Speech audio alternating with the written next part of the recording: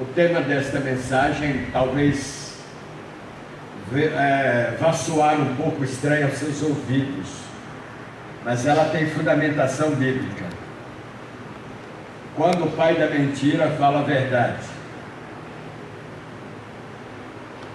E nós vamos ler em Atos capítulo 16. Quando o pai da mentira fala a verdade. Atos capítulo 16, de 16 a 18.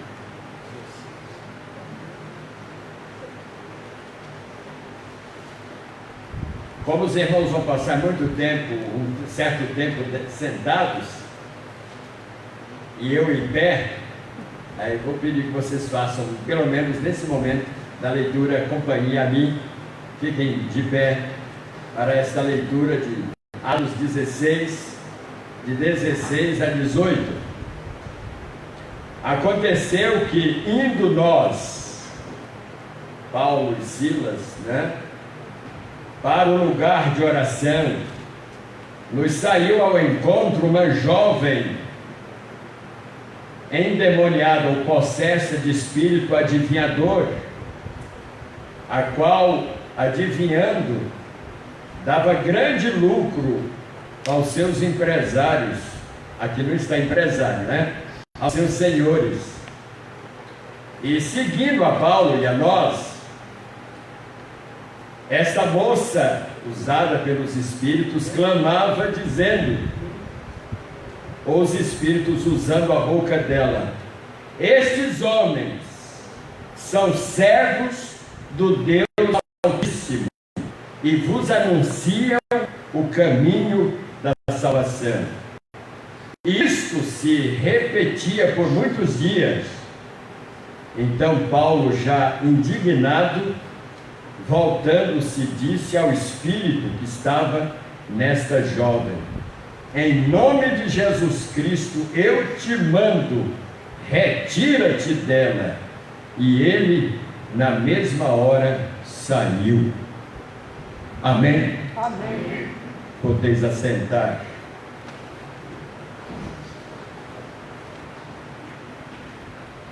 Eu chamo esses homens aqui de empresários porque eles estavam lucrando, ganhando, às custas do sofrimento de uma pessoa. Veja como a ganância, a avareza cega o homem e a mulher. Esses homens, eu não sei se eles tinham ciência de que aquela moça estava sendo um instrumento nas mãos do diabo para adivinhar. O certo é que eles, às custas dela, estavam ganhando muito dinheiro, lucrando bastante, porque as pessoas queriam saber a sua sorte, o seu destino, o seu futuro, e recorriam a esses empresários que usavam esta moça para adivinhar, ou seja, os espíritos nela adivinhavam, e com isso eles, eu não sei se estabeleciam ou estipulavam valores para cada tipo de adivinhação. Aquela adivinhação mais complicada era um teto, era um valor. Aquela adivinhação mais fácil era um valor mais baixo. Eu imagino que eles tinham, até uma lista lá, um papel escrito, vários preços, vários valores para os vários tipos de adivinhações. Irmãos, eles então, quando Paulo e Silas, pela autoridade de Deus, já importunados, ouvindo aquela moça, ou melhor, os espíritos através dela, declararem, expressarem uma declaração teologicamente correta. Eles estavam falando a verdade.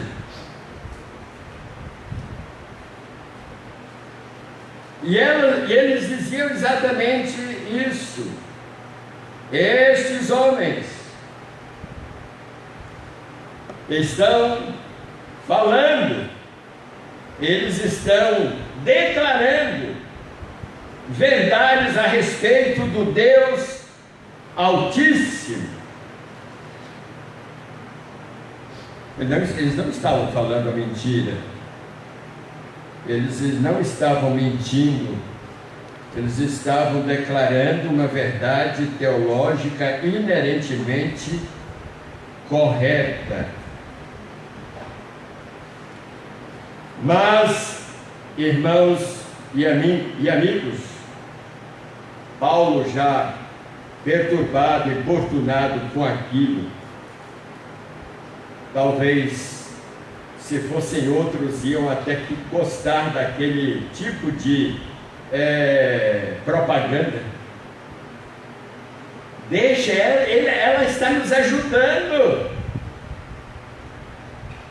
ela está contribuindo para que o Evangelho seja pregado, portanto, que Jesus esteja sendo pregado. Não, Paulo disse não, é o demônio, é o diabo que está fazendo isso, porque a verdade na boca do mentiroso não é digna de crédito,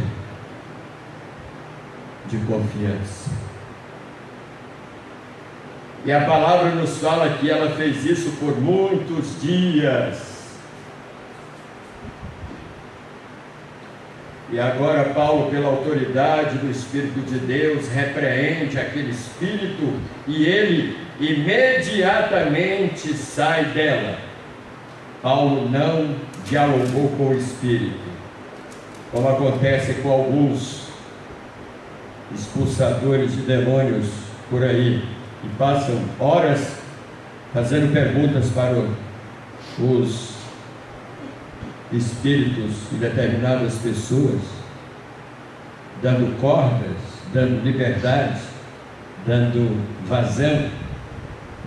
E o diabo não é digno de nenhum tipo de atenção. Ele não merece ser dialogado, porque ele é o pai da mentira.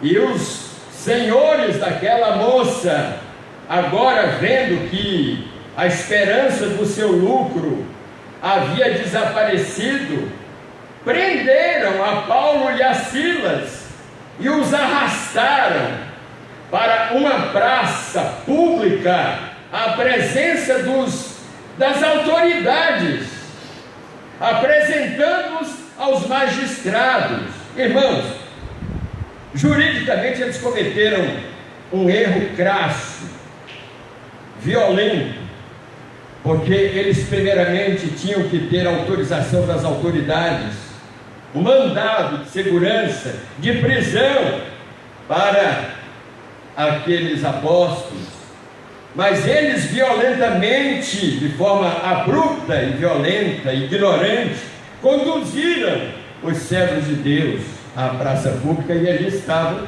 as autoridades, e elas nem censuraram o erro jurídico que eles cometeram. Porque, irmãos, a incredulidade cega os olhos do homem, seja ele quem for, e principalmente em se tratando das coisas de Deus.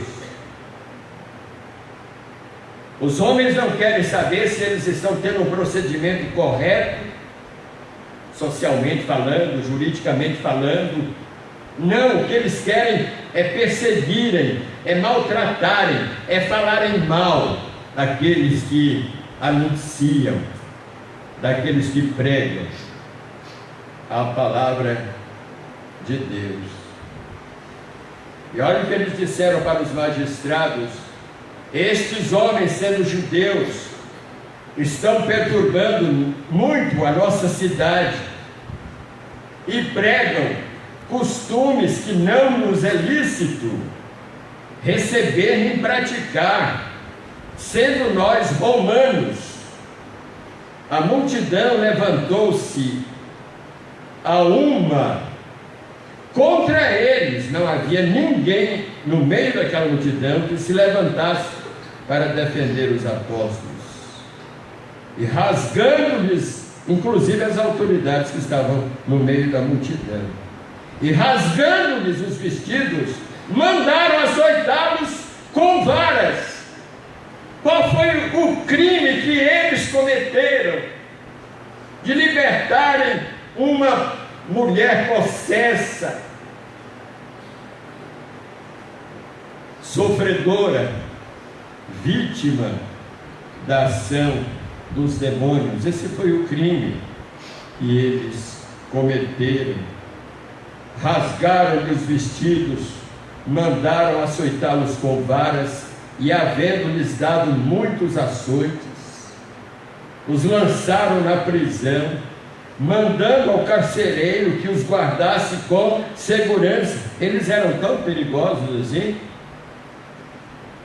Eram bandidos que precisavam de tanta segurança assim, só porque pregavam a palavra de Deus? E o carcereiro, tendo recebido tal ordem, os lançou na prisão interior e lhes segurou, lhes prendeu os pés no tronco.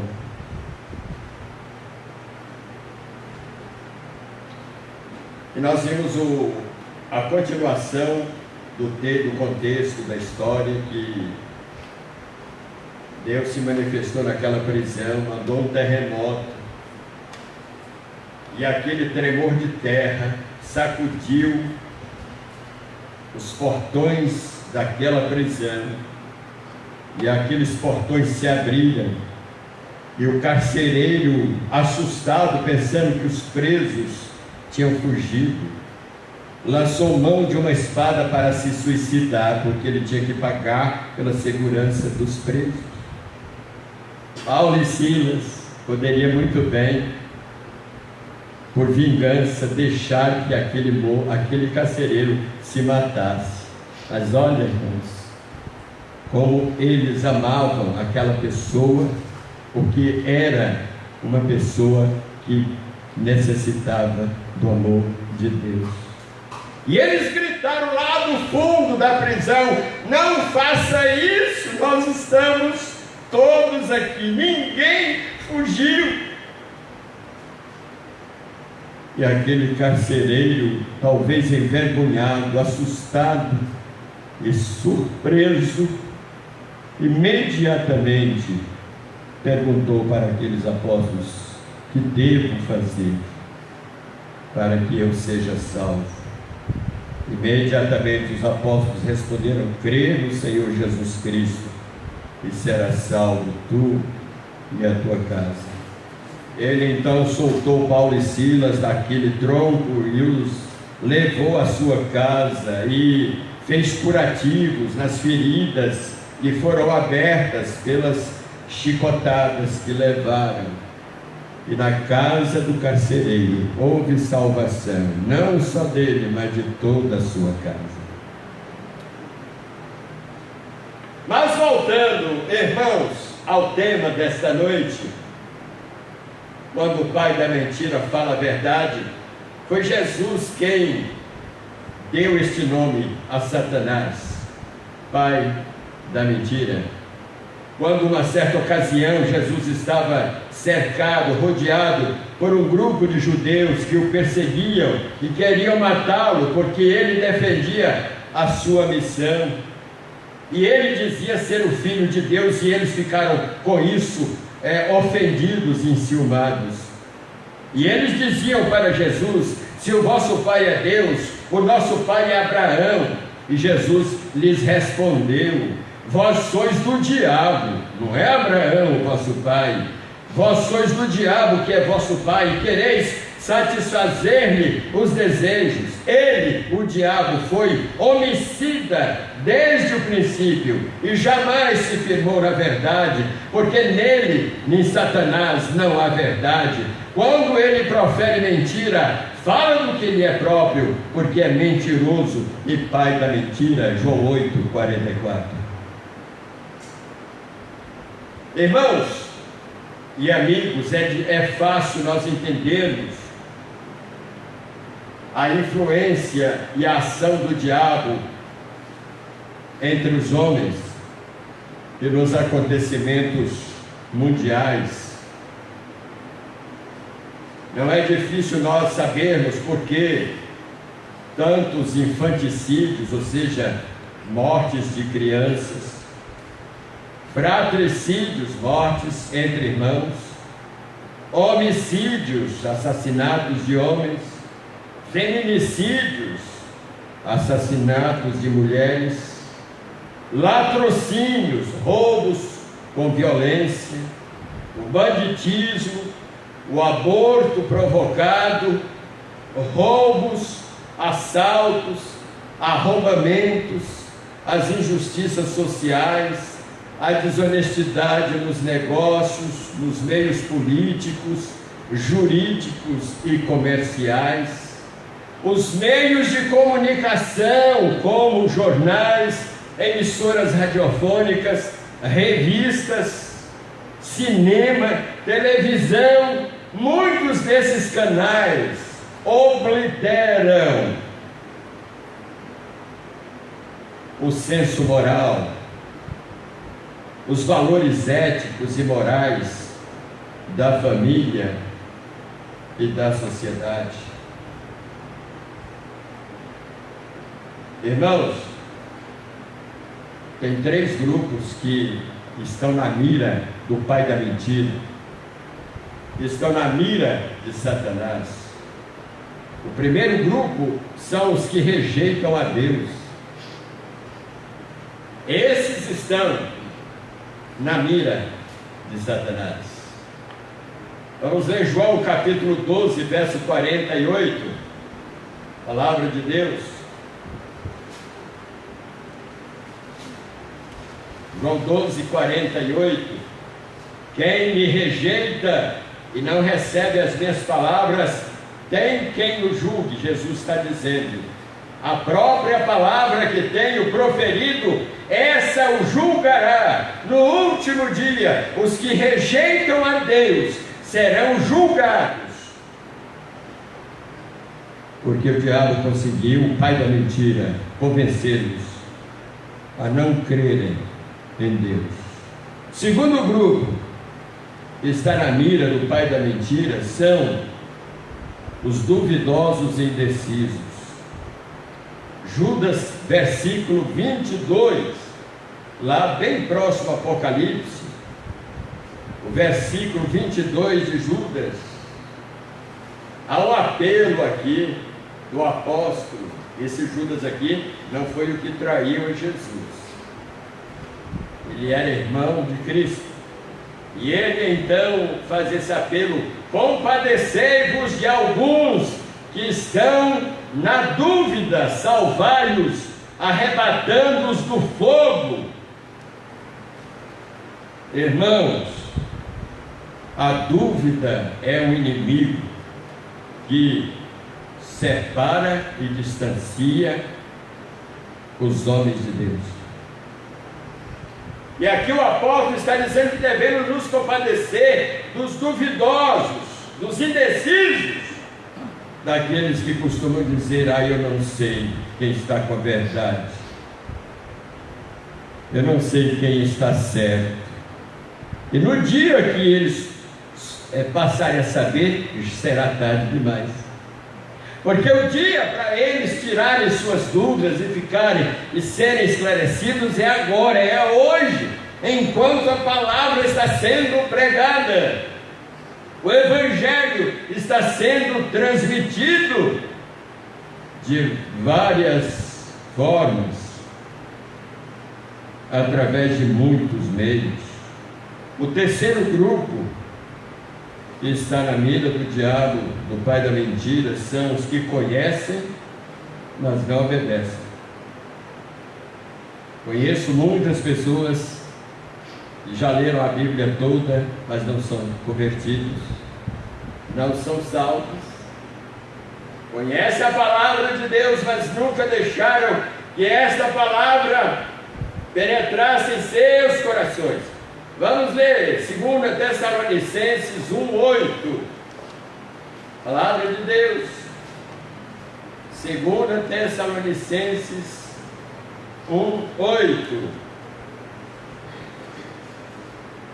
O verso 7 diz: e a vós outros que sois atribulados, alívio juntamente conosco, quando no céu se manifestar o Senhor Jesus com os anjos do seu poder, em chama de fogo, tomando vingança contra os que não conhecem a Deus e contra os que não obedecem ao Evangelho de nosso Senhor Jesus Cristo. Olha, irmãos, isso é grave.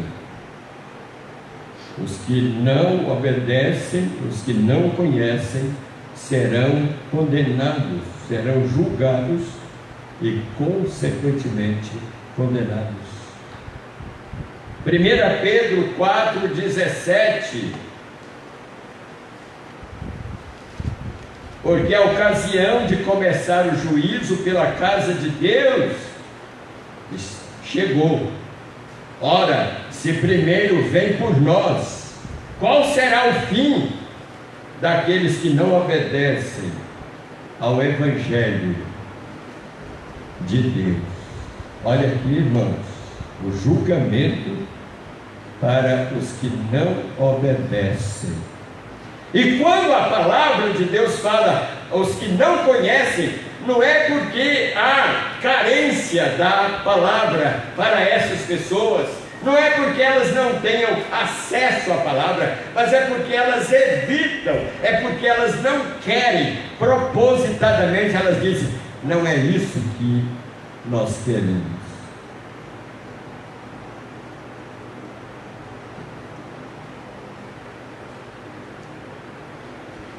Irmãos, voltando ao príncipe, ao pai da mentira,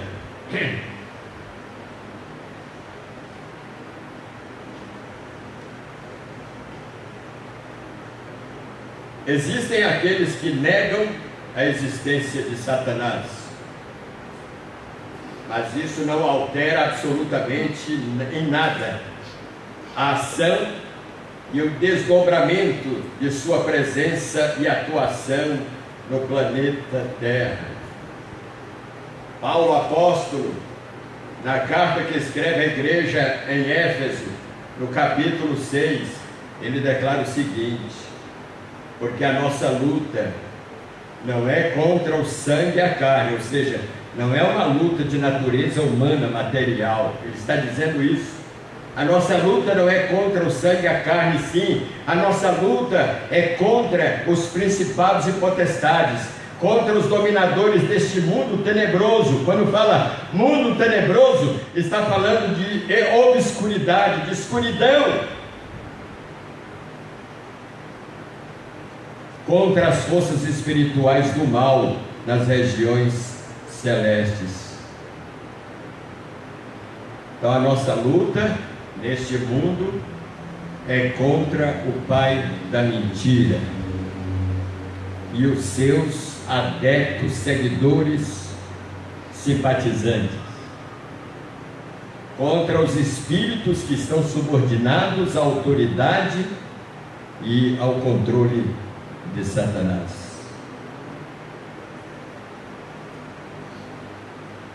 Irmãos, o apóstolo Paulo vê isso como coisa grave, ameaçadora. E ele pede para a igreja, no mesmo capítulo de Efésios 6, ele diz: orando em todo o tempo, com oração e súplica no Espírito. Porque é uma luta travada por nós mesmos, não conseguiremos ter vantagens sobre Satanás. Se alguém me pergunta, pastor, o Senhor consegue vencê-lo? Eu digo não. Mas como assim?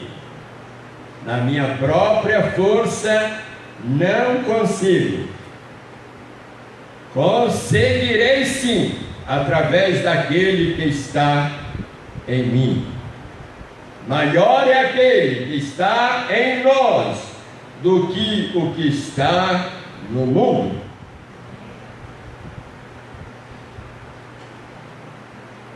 Agora, irmãos e amigos, como é que Satanás, sendo o pai da mentira, ele usa a teologia bíblica? Observe a expressão que ele usou na boca daquela jovem enquanto acompanhava os apóstolos. Estes homens são servos do Deus Altíssimo e vos anunciam o caminho da salvação. Como eu disse no início, teologicamente, era uma frase correta a expressão que ela usou, que ele, o diabo, usou na boca daquela jovem. Irmãos, Satanás reconhece que Deus é o Deus Altíssimo. E Altíssimo aqui significa soberano, majestoso, sublime, imanente, transcendente. E qual é o significado de imanente, imanência e transcendência? Você já deve ter ouvido essa frase, talvez em uma classe de Bíblia, de estudo bíblico, não é? Quando a Bíblia fala que Deus é imanente, a palavra imanente significa permanente, inseparável do sujeito, que não desaparece, que não sofre mutações. Em relação a Deus, o que quer dizer imanência? Deus é imanente porque se manifesta na criação, ele se intervém na criação e se relaciona com ela. Agora,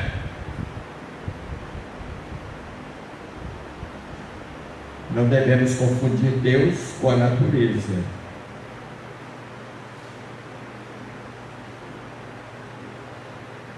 Porque Deus é o autor, é o criador, é o mentor, é o responsável por toda a criação. Quando eu olho para a natureza, eu não vejo Deus, eu me lembro de Deus, é diferente. Que criou aquilo, que fez aquilo. Quando eu olho para o homem, eu não vejo Deus, eu me lembro do Deus que criou esse homem. Porque senão nós vamos criar algumas doutrinas, né? O gnosticismo, por exemplo,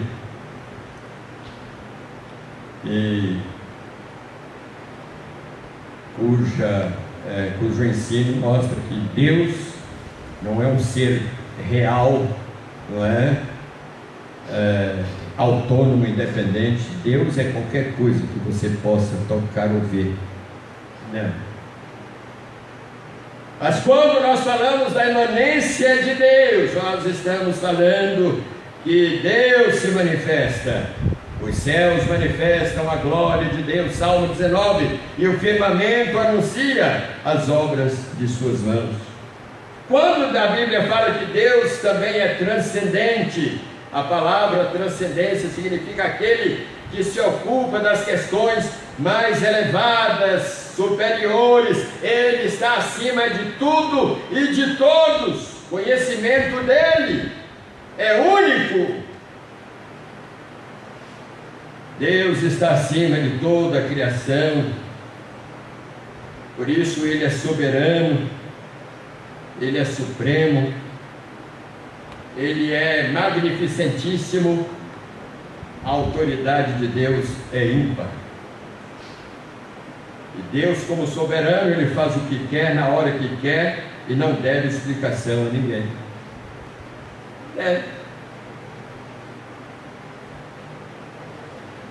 Agora, devemos evitar o perigo de seguir um Deus imanente, mas não transcendente. Cuidado com isso. Há pessoas que só querem Deus como imanente, ou seja, um Deus que se relaciona com a criação, dando bênçãos, dando vantagens, benefícios materiais, vitórias nas lutas. E a finalidade e a função de Deus na vida humana não é somente isso. Os teólogos da prosperidade se esquecem que Deus também é transcendente, é soberano, porque Deus, na sua soberania, Ele faz o que quer, e na sua transcendência Deus está acima de tudo e de todos. A criação está sujeita à vontade dEle, não como ditadura, porque Ele respeita o nosso arbítrio, mas na sua vontade soberana. Deus, como Pai, Ele manda em nós, que somos seus filhos, e não nós nele. E nós só podemos pedir aquilo que é da vontade dele. O próprio Cristo subordinou-se à soberana vontade do Pai quando Ele orou lá no Getsemane: contanto que não seja feita a minha vontade, mas a tua.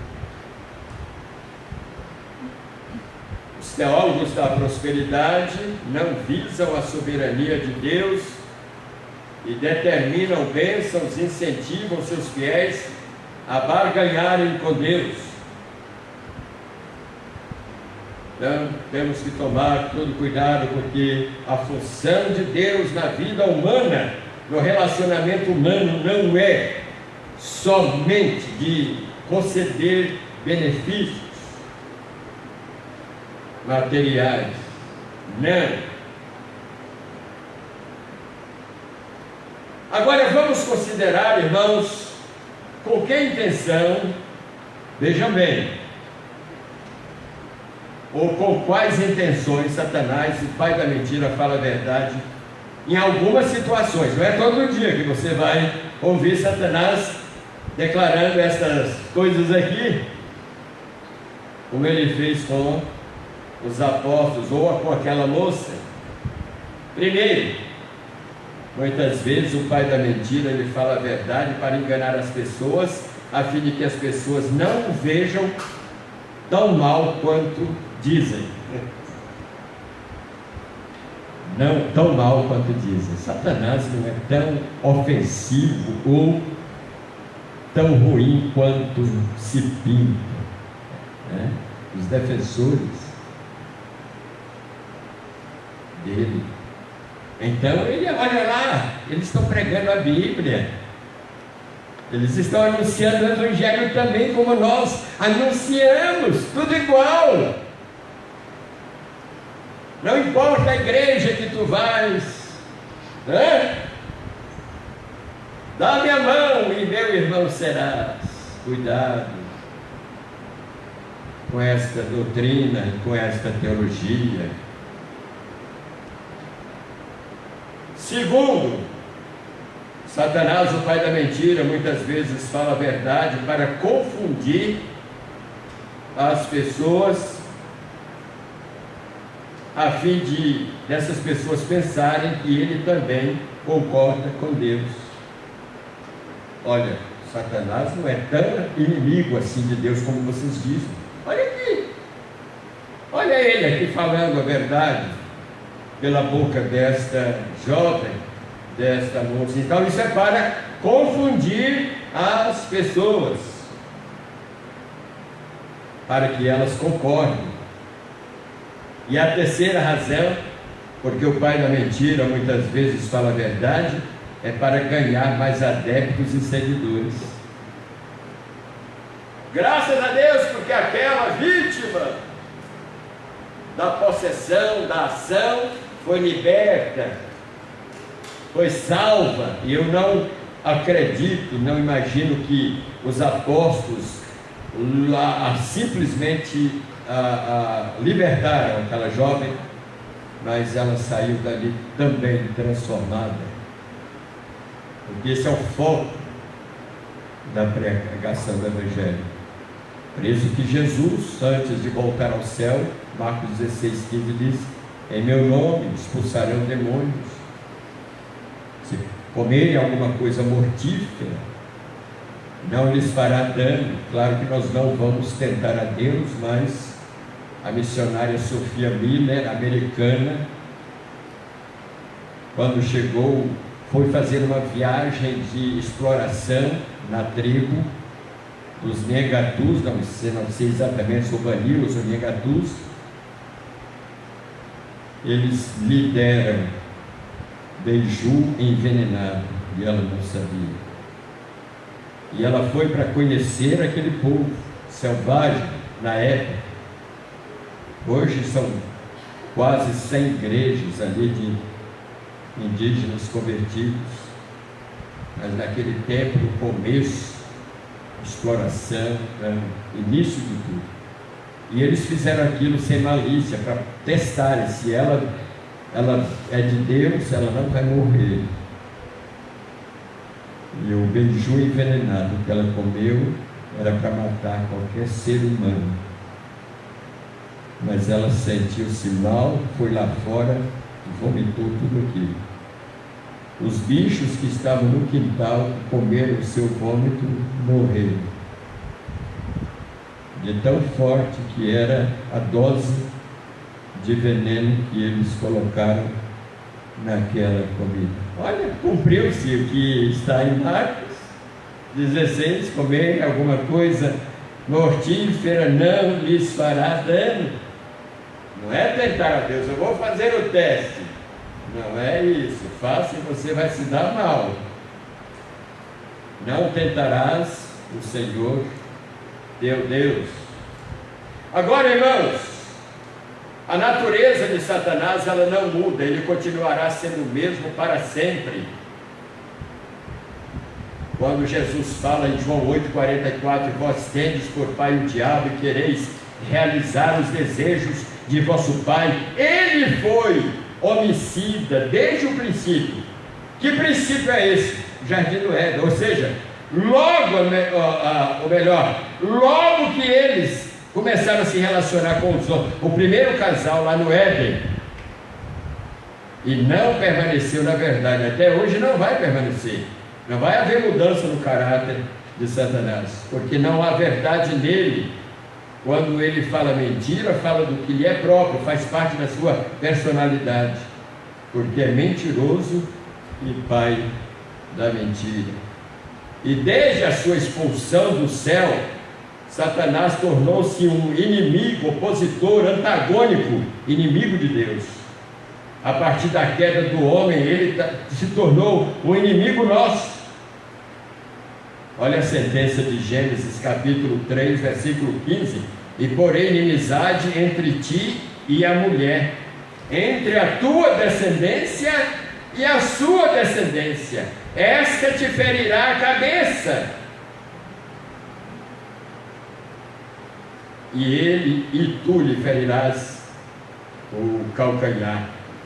Declara o saudoso Dr. Aníbal Pereira Reis, diante desta primeira profecia de Deus, lá no Éden, surgem algumas implicações. Por exemplo, Deus criou o homem e o colocou como senhor de sua criação para dominá-la e explorá-la.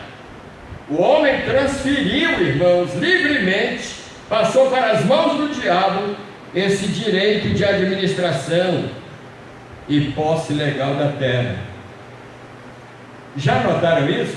Já alguma vez você parou para pensar nisso? Que Deus colocou Adão e Eva no jardim, lhes deu plena liberdade. Olha, vocês vão administrar, vocês vão dar nomes aos animais, vocês vão cuidar da terra, vocês vão ser os senhores do mundo.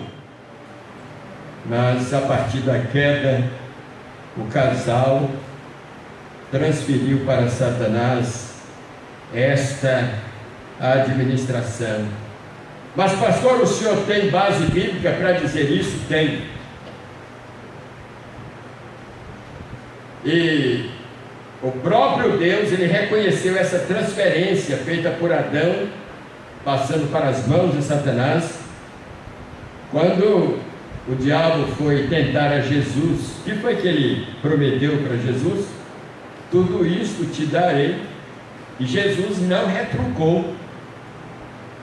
Tudo isso te darei se prostrado me adorares. É porque ele tinha domínio, ou ele tem domínio sobre estas coisas. Em Lucas capítulo 4, versículo 6, ele fala: dar-te-ei a ti todo este poder e a sua glória, porque a mim me foi entregue e dou a quem eu quero. O diabo falou isso para Jesus. Então aquela administração que deveria ter sido tão saudável, bem sucedida, por causa do pecado, o diabo passou a ter supremacia, domínio sobre aquilo. Graças a Deus, porque Jesus o venceu. Uma palavra veemente, forte: vai de Satanás, porque está escrito: ao Senhor teu Deus adorarás e só a Ele prestarás culto. Irmãos, o domínio de Satanás, todavia, nunca vai ser pacífico. Ele usou de um animal até então atraente, bonito, para tentar, para ter acesso à presença daquele casal. E a partir daí então passou a ter inimizade. Jesus, o próprio Deus falou isso lá: porém inimizade entre ti e a mulher. E essa inimizade se estenderia entre a descendência do diabo e a descendência da mulher. Em Mateus capítulo 13, versículo 38, Jesus compara os filhos do reino como a boa semente e a do joio como os filhos do maligno. Está aí essa guerra travada que vai acontecer até o fim. E Deus se refere a uma semente especial, a semente que ferirá a cabeça da serpente, ou seja, a cabeça de Satanás. E ele está falando de Jesus Cristo, e com ele, no fim dos tempos, no fim dessa dispensação, todas as sementes da mulher, participantes da igreja, esmagarão a cabeça de Satanás. Irmãos, no fim das contas, como costumam dizer aí o adágio popular: quem ri por último, ri melhor. A palavra de Deus nos promete, irmãos, que um dia, hoje somos importunados, hoje somos perseguidos, hoje somos tentados por esta miríade de anjos e de demônios. Mas a palavra de Deus nos fala que um dia ele será definitivamente preso, amarrado no lago de fogo.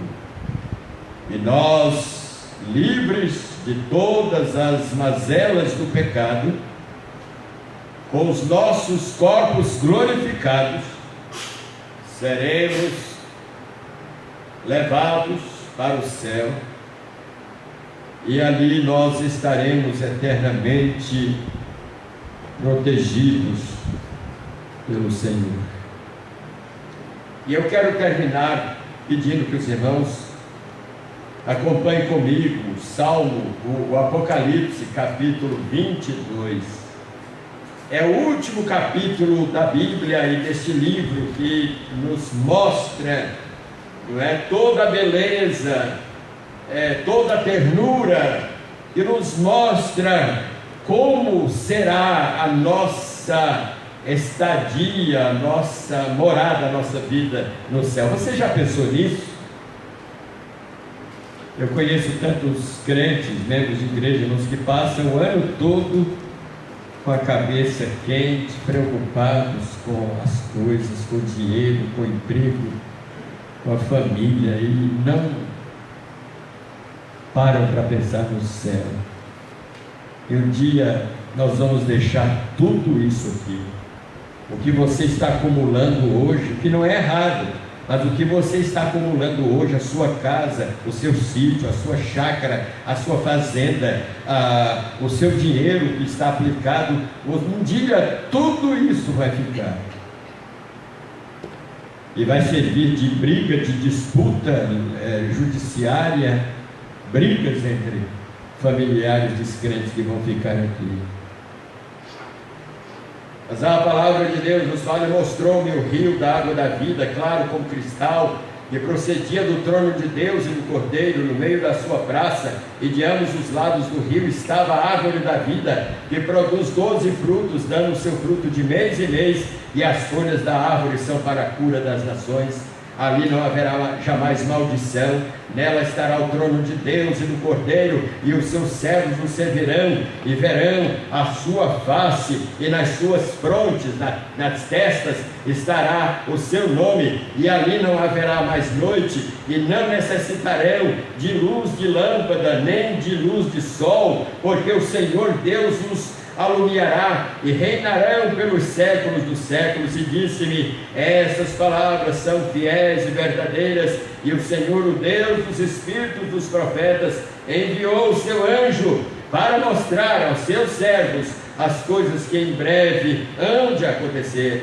Eis que cedo venho. Bem-aventurado aquele que guarda as palavras da profecia deste livro. Eu, João, sou o que ouvi e vi estas coisas, e quando as ouvi e vi, prostrei-me aos seus pés, aos pés do anjo que mais mostrava para o adorar. Mas ele me disse: olha, não faças tal, porque eu sou conservo teu e teus irmãos, os profetas e os que guardam as palavras deste livro. Adora a Deus.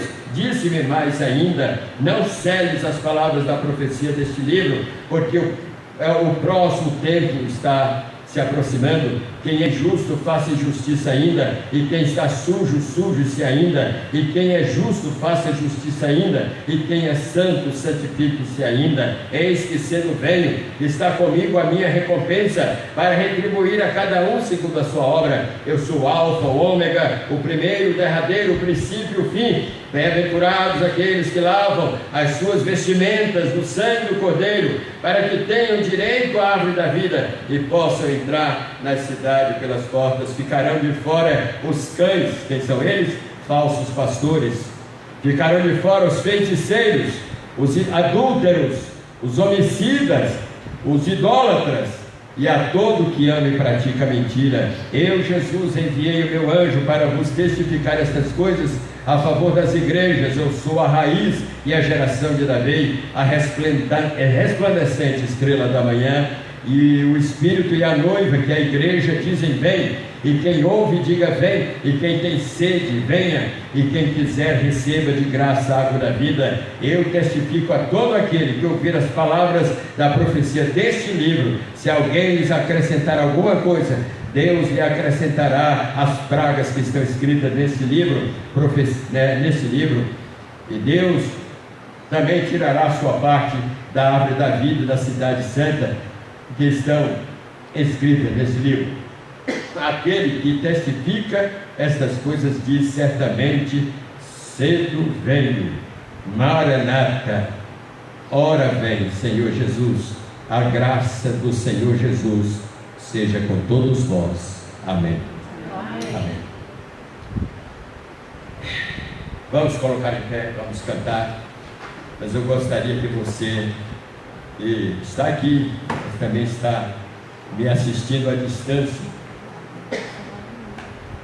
pudesse não esquecer dessas coisas tão facilmente, porque a volta de Jesus está se aproximando.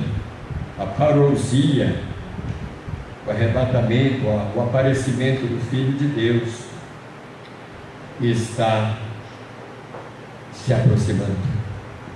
E nós vamos então cantar o hino 318. Deus me esconde, Deus me protege dos ataques de Satanás. Deus me protege para adorá-lo e para servi-lo como Senhor que é. Então cante esse hino, se você não sabe, aprenda e cante conosco. Quando vier a tempestade, quando vier o furacão, quando o diabo se levantar contra você, tenha certeza, o Senhor vai estar do seu lado ou com você para lhe ajudar e para lhe proteger. Vamos cantar.